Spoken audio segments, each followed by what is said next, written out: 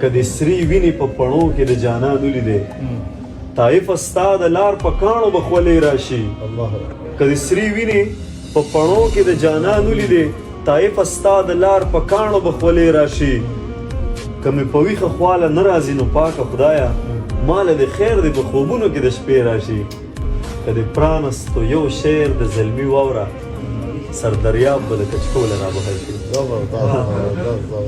زما زلمۍ ته خلص جیب زلمۍ سر چې ستا په سینه کیږدي معطر شي د مودو سپیره د څنګ کې بختور شي که هر څو ستا نه څو چنده معزز وي تا سره چې موازین شي برابر شي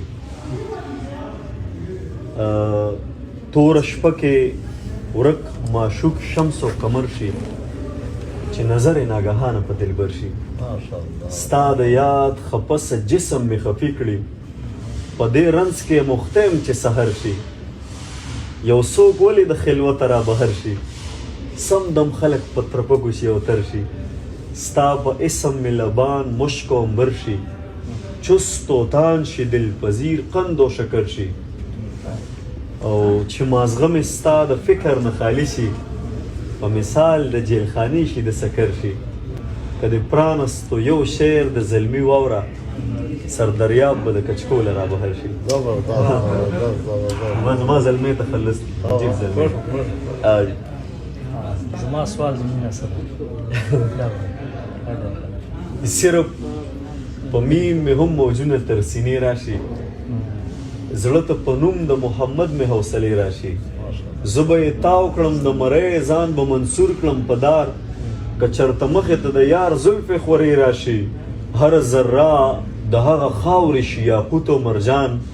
چې کومه خاوره لاندې ستاسو د پڼې راشي دلته به هم صدیق علي عمر عثمان پیدا شي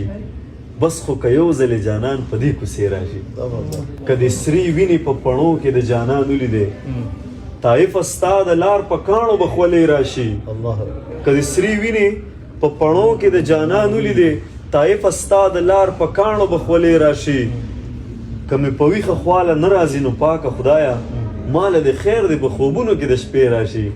چې تقسیمیږي د کوثر جام او جانان ووایي زلمي ته ووایه چې ما ته د نږدې راشي زلمي ته ووایه چې ما ته د نږدې راشي ما د یو چا دومره بې کچه انتظار کړی دی دا ستاسو ته ډالۍ دي ما د یو چا دومره بې کچه انتظار کړی دی ما د ګړۍ د ستن د هر ټکا شمار کړی دی تل مې د اوښکو په تسبو ذکر د یار کړی دی ما محبت په داسې ډول او سینګار کړی دی دا څه مزه ده چې په خوله شولې مزه هغه ده چې ما منت کړی او تا راته انکار کړی دی مونږ په لمن پسې لمن نیولې د حقیقت لټون مو تل په ورکه لار کړی دی څه په سلګو ډوبېږي د کنډو له سره وخت یې پوره شو او کلمر ته چې ازار کړی دی وخت یې پوره شو او کلمر ته چې ازار کړی دغه نظم لږ اوږد شاندې چې نو مختصر ویم کم ځای پوره شو ما باندې وایي داسې وي زما سوال دی مینه څه ده یو وړه شان مجموعه ده زه یم فکر دی عنوان دی پکې لویه فلسفه ده یا خو ځان پوهول غواړم یا خو ستا اصلاح کول دي ستا د ذهن هاتیله دا ګنده رس اشلول دي زما سوال دی مینه څه ده بس جانان دی او ارمان دی که د زلفو لاندې خوب دی د بڼو په تیره سکو ځان له زړونه غوڅول دي که د سرو شونډو لمبو کې ځان په زوره سوځول دي که د سترګو کوهیکاب کې روکېدل دي او که نه د جانان غیږ کې ارمانونه رجېدل دي نه جي دا خو مینه نه ده دا خو ژوند سره تړلې څه قیسې دي معاملې دي که منصور مې سر په دار شي زه به بیا هم رښتیا وایم مینه سترګو کې نظر دی مینه ځان له یو سر دی مینه وګوره یعقوب دی مینه وګوره یوسف دی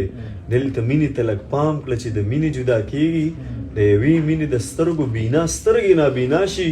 تش د مینې په لباس هم نابینا سترګې بینا شي مینه ژوند مینه مذهب دی مینه عقل له مکتب دی مینه لویه فلسفه ده، دا د زړونو حادثه ده. که په دې زه کافر کېږم په خپل کفر به خوشحال یم. زما یار زما ایمان دی، زما یار زما سجده ده. د جانان سترګې چې نه وي نه کعبه نه مدینه ده. مینه حسن باندې نه ده. که بلال په تا مین شو نو ستا حسن ستا دلیل دی. په بلال چې ته مین شوې دې کې لویه فلسفه ده. مینه رب سره اسمان کې دوه په دوه مباحثه ده. مینه په بوراک کې چې په خپو کې د جانان مې غوړېدلې وزر پروت دی. مینه نیمه شپه کې د خپل یار سره رشته ده. مینه یخ بادونه نه دي، دا د اور یوه لمبه ده. دا چې سری به سر کې ویني دا په مینه شین جنت دی. غرغنډې چې پرې بلیږي او دننه شنه باغونه، دا سبل څه نه دي، د نمرود د اور کیسه ده. مینه څه ده، مینه څه ده، دا په ځمکه اسمان نه ده. بس چې ځان درته سینګار کړي، د غنمو یو دانه هم پیغمبر په ځان مین کړي. مینه دومره لیونی شي د غنم په بدله کې جنتونه کړي قربان.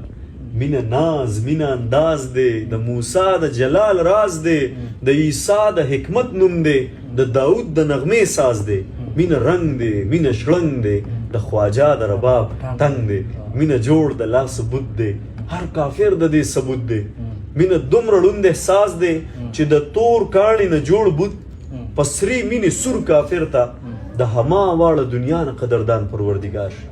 مینه سړی کا، مینه درد دی چې د وینې موج کې راشي، د فارس ظلمت سبا شي او د جهل شپې رڼا شي. یو بینومه محبت ته ستا شعور کې عقل راشي او وجود دې هم فنا شي. ای زلمی ستا په مرګ به محبت د ژوند بقا شي. بس هم دا به محبت وي چې د مرګ را پیدا شي،